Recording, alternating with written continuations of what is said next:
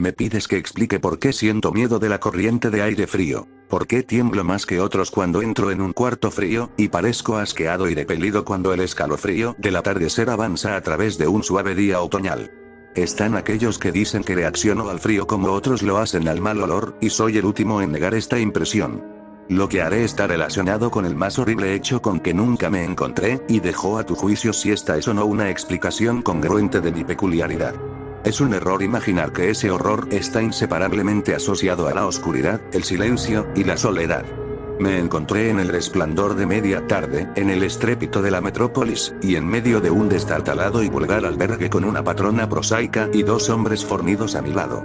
En la primavera de 1923, había adquirido un almacén de trabajo lúgubre desaprovechado en la ciudad de Nueva York. Y siendo incapaz de pagar un alquiler nada considerable, comencé a caminar a la deriva desde una pensión barata a otra en busca de una habitación que me permitiera combinar las cualidades de una higiene decente, mobiliario tolerable, y un muy razonable precio. Pronto entendí que solo tenía una elección entre varias, pero después de un tiempo encontré una casa en la calle 14ª Oeste que me asqueaba mucho menos que las demás que había probado. El sitio era una histórica mansión de piedra arenisca, aparentemente fechada a finales de los 40, y acondicionada con carpintería y mármol que manchaba y mancillaba el esplendor, descendiendo de altos niveles de opulento buen gusto. En las habitaciones, grandes y altas, y decoradas con un papel imposible y ridículamente adornadas con cornisas de escayola, se consumía un deprimente moho y un asomo de oscuro arte culinario. Pero los suelos estaban limpios, la lencería tolerablemente bien, y el agua caliente no demasiado frecuentemente fría o desconectada, así que llegué a considerarlo, al menos, un sitio soportable para hibernar hasta que uno pudiera realmente vivir de nuevo.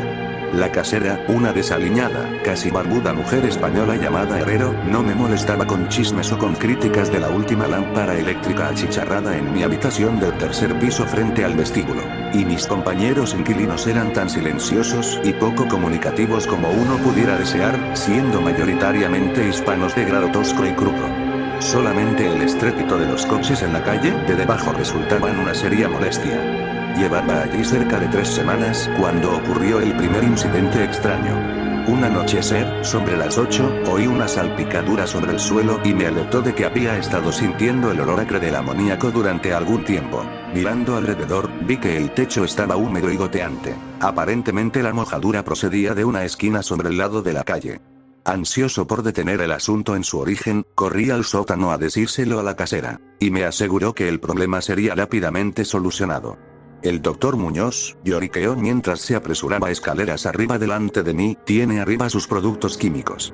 Está demasiado enfermo para medicarse, cada vez está más enfermo pero no quiere ayuda de nadie. Es muy extraña su enfermedad, todo el día toma baños apestosos, y no puede reanimarse o entrar en calor.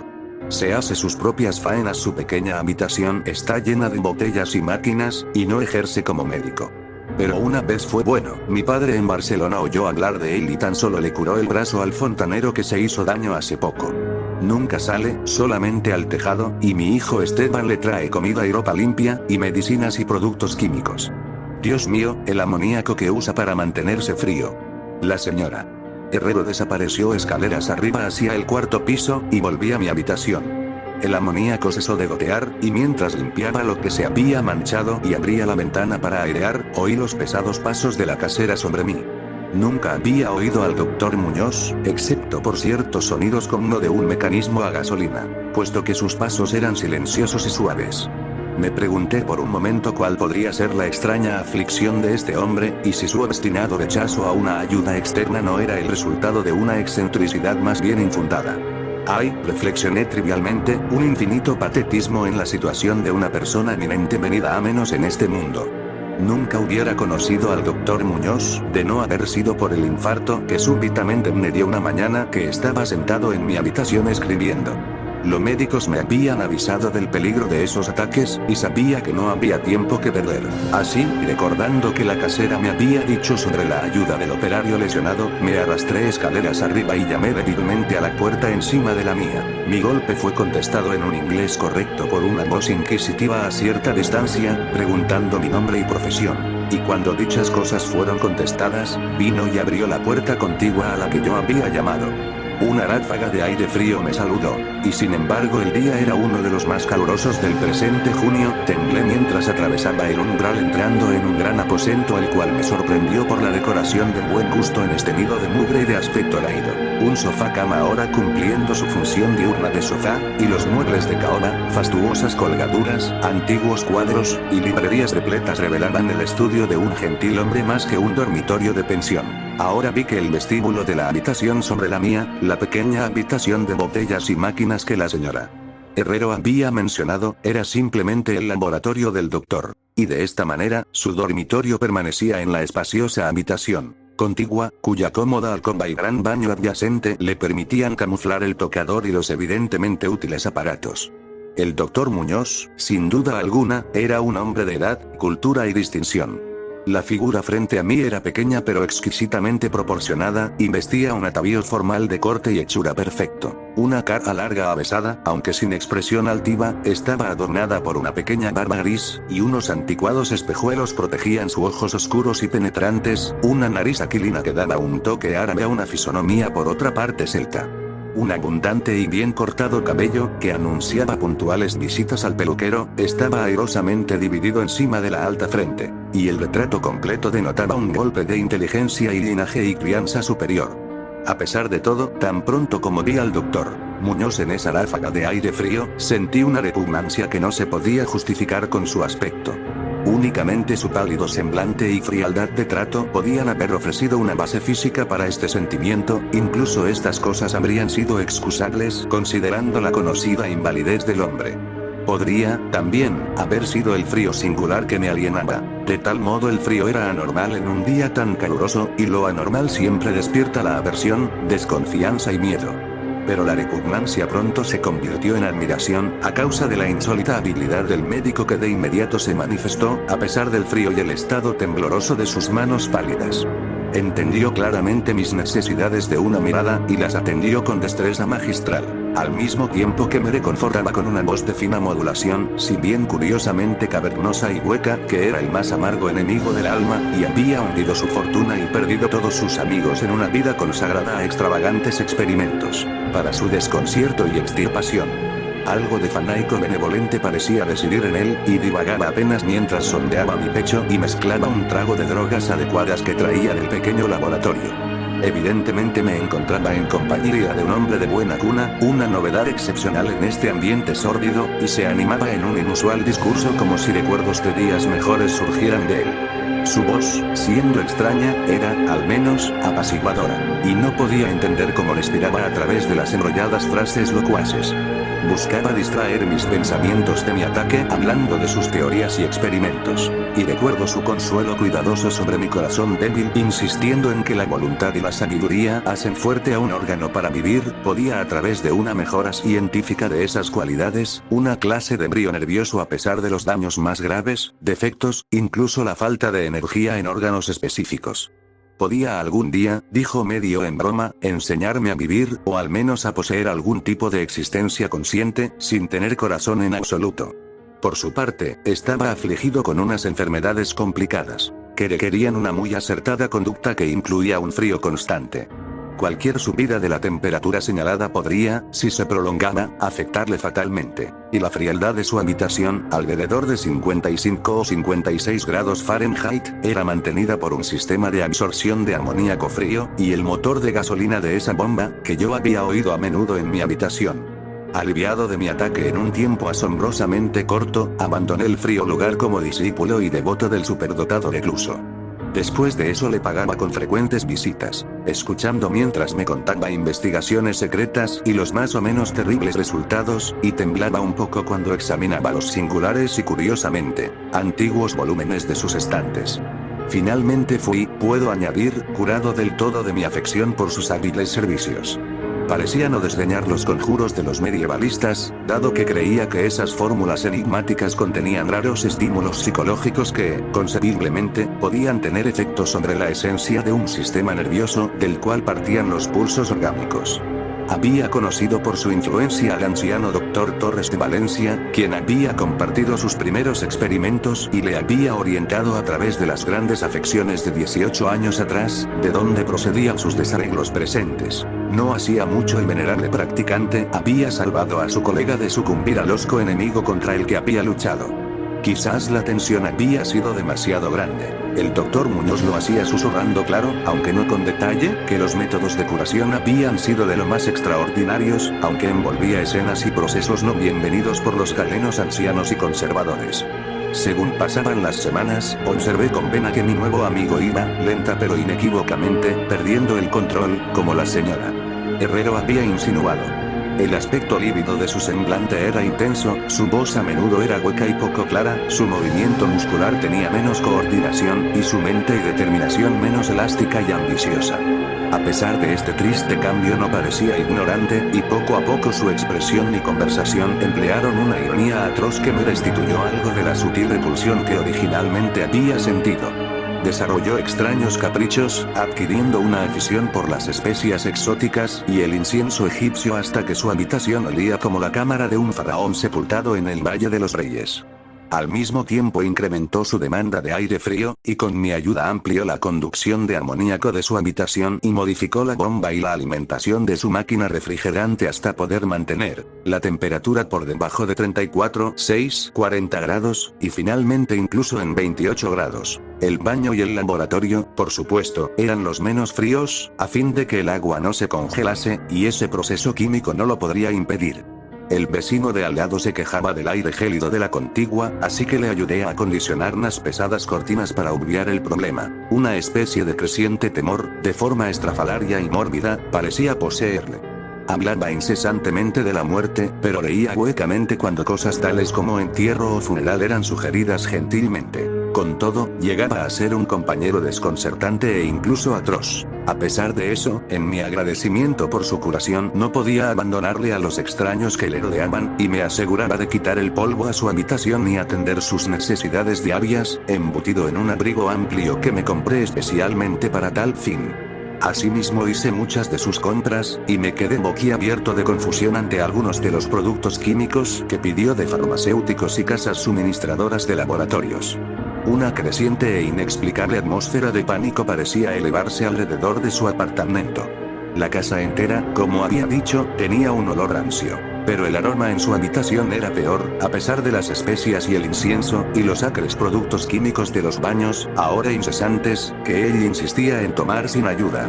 Percibí que debía estar relacionado con su dolencia, y me estremecía cuando reflexioné sobre qué dolencia podía ser. La señora Herrero se apartaba cuando se encontraba con él, y me lo dejaba sin reservas a mí. Incluso no autorizaba a su hijo Esteban a continuar haciendo los recados para él. Cuando sugería a otros médicos, el paciente se encolerizaba de tal manera que parecía no atreverse a alcanzar. Evidentemente temía los efectos físicos de una emoción violenta, aun cuando su determinación y fuerza motriz aumentaban más que decrecía, y rehusaba ser confinado en su cama. La dejadez de los primeros días de su enfermedad dio paso a un brioso retorno a su objetivo, así que parecía arrojar un reto al demonio de la muerte como si le agarrase un antiguo enemigo. El hábito del almuerzo, curiosamente siempre de etiqueta, lo abandonó virtualmente, y solo un poder mental parecía preservarlo de un derrumbamiento total. Adquirió el hábito de escribir largos documentos de determinada naturaleza, los cuales sellaba y rellenaba cuidadosamente con requerimientos que, después de su muerte, transmitió a ciertas personas que nombró, en su mayor parte de las Indias Orientales, incluyendo a un celebrado médico francés, que en estos momentos supongo muerto, y sobre el cual se había murmurado las cosas más inconcebibles. Por casualidad, quemé todos esos escritos sin entregar y cerrados. Su aspecto y voz llegaron a ser absolutamente aterradores, y su presencia apenas soportable. Un día de septiembre, con un solo vistazo, indujo un ataque epiléptico a un hombre que había venido a reparar su lámpara eléctrica del escritorio. Un ataque para el cual recetó eficazmente mientras se mantenía oculto a la vista. Ese hombre, por extraño que parezca, había pasado por los horrores de la Gran Guerra sin haber sufrido ningún temor. Después, a mediados de octubre, el horror de los horrores llegó con pasmosa brusquedad. Una noche sobre las 11 la bomba de la máquina refrigeradora se rompió, de esta forma durante 3 horas, fue imposible la aplicación refrigerante de amoníaco. El doctor Muñoz me avisó aporreando el suelo, y trabajé desesperadamente para reparar el daño mientras mi patrón maldecía en tono inánime, rechinando cavernosamente más allá de cualquier descripción. Mis esfuerzos aficionados, no obstante, confirmaron el daño, y cuando hube traído un mecánico de un garaje nocturno cercano, en SOS enteramos de que nada se podría hacer hasta la mañana siguiente, cuando se obtuviese un nuevo pistón. El moribundo ermitaño estaba furioso y alarmado, hinchado hasta proporciones grotescas, parecía que se iba a hacer pedazos lo que quedaba de su endeble constitución, y de vez en cuando un espasmo le causaba chasquidos de las manos a los ojos y corría al baño. Buscaba a tientas el camino con la cara vendada ajustadamente, y nunca vi sus ojos de nuevo. La frialdad del aposento era ahora sensiblemente menor, y sobre las 5 de la mañana el doctor se retiró al baño, ordenándome mantenerle surtido de todo el hielo que pudiese obtener de las tiendas nocturnas y cafeterías. Cuando volvía de mis viajes, a veces desalentadores, y situaba mi botín ante la puerta cerrada del baño, dentro podía oír un chapoteo inquieto, y una espesa voz croaba la orden de más. Lentamente rompió un caluroso día, y las tiendas abrieron una a una. Pedí a Esteban que me ayudase a traer el hielo mientras yo conseguía el pistón de la bomba, o conseguía el pistón mientras yo continuaba con el hielo. Pero aleccionado por su madre, se negó totalmente. Finalmente, contraté a un desaseado vagabundo que encontré en la esquina de la 8ª Avenida para cuidar al enfermo abasteciéndolo de hielo de una pequeña tienda donde le presenté, y me empleé diligentemente en la tarea de encontrar un pistón de bomba y contratar a un operario competente para instalarlo. La tarea parecía interminable, y me enfurecía tanto más violentamente que el ermitaño cuando vi pasar las horas en un suspiro, dando vueltas a vanas llamadas telefónicas, y en búsquedas frenéticas de sitio en sitio, aquí y allá en metro y en coche. Sobre el mediodía encontré una casa de suministros adecuada en el centro, y a la 1:30, aproximadamente, llegué a mi albergue con la parafernalia necesaria y 2 mecánicos robustos e inteligentes. Había hecho todo lo que había podido, y esperaba llegar a tiempo. Un terror negro, sin embargo, me había precedido. La casa estaba en una agitación completa, y por encima de una cháchara de voces aterrorizadas, oía un hombre besar en tono intenso. Había algo diabólico en el aire, y los inquilinos juraban sobre las cuentas de sus rosarios, como percibieron el olor de debajo de la puerta cerrada del doctor. El vago que había contratado, parece, había escapado chillando y enloquecido no mucho después de su segunda entrega de hielo, quizás como resultado de una excesiva curiosidad. No podía, naturalmente, haber cerrado la puerta tras de sí. A pesar de eso, ahora estaba cerrada, probablemente desde dentro. No había ruido dentro a excepción de algún tipo de innombrable, lento y abundante goteo. En pocas palabras me asesoré con la señora Herrero y el trabajador a pesar de que un temor corroía mi alma, aconsejé romper la puerta. Pero la casera encontró una forma de dar la vuelta a la llave desde fuera con algún terceroso de alambre. Previamente habíamos abierto las puertas de todas las habitaciones de ese pasillo, y abrimos todas las ventanas al máximo. Ahora, con las hices protegidas por pañuelos, invadimos temerosamente la odiada habitación del sur que resplandecía con el caluroso sol de primera hora de la tarde. Una especie de oscuro rastro baboso se dirigía desde la abierta puerta del baño a la puerta del pasillo, y de allí al escritorio, donde se había acumulado un terrorífico charquito. Algo había garabateado allí a lápiz con mano terrible y segata, sobre un trozo de papel embadurnado como si fuera con garras que hubieran trazado las últimas palabras apresuradas. Luego el rastro se dirigía al sofá y desaparecía. Lo que estaba, o había estado, sobre el sofá era algo que no me atrevo a decir. Pero lo que temblorosamente me desconcertó estaba sobre el papel pegajoso y manchado antes de sacar una cerilla y reducirlo a cenizas. Lo que me produjo tanto terror, a mí, a la patrona y a los 2 mecánicos, que huyeron frenéticamente de ese lugar infernal a la comisaría de policía más cercana. Las palabras nauseabundas parecían casi increíbles en ese soleado día, con el traqueteo de coches y camiones ascendiendo clamorosamente por la abarrotada calle 14ª, no obstante confieso que en ese momento las creía. Tanto las creo que, honestamente, ahora no lo sé. Hay cosas acerca de las cuales es mejor no especular, y todo lo que puedo decir es que odio el olor del amoníaco, y que aumenta mi desfallecimiento frente a una extraordinaria corriente de aire frío. El final, decía el repugnante garabato, ya está aquí. No hay más hielo. El hombre echó un vistazo y salió corriendo. Más calor cada minuto, y los tejidos no pueden durar. Imagino que sabes, lo que dije sobre la voluntad y los nervios, y lo de conservar el cuerpo después de que los órganos dejasen de funcionar. Era una buena teoría, pero no podría mantenerla indefinidamente. Había un deterioro gradual que no había previsto. El doctor Torres lo sabía, pero la conmoción lo mató. No pudo soportar lo que tenía que hacer, tenía que meterme en un lugar extraño y oscuro, cuando prestase atención a mi carta y consiguió mantenerme vivo. Pero los órganos no volvieron a funcionar de nuevo. Tenía que haberse hecho a mi manera conservación, pues como se puede ver, fallecí hace 18 años.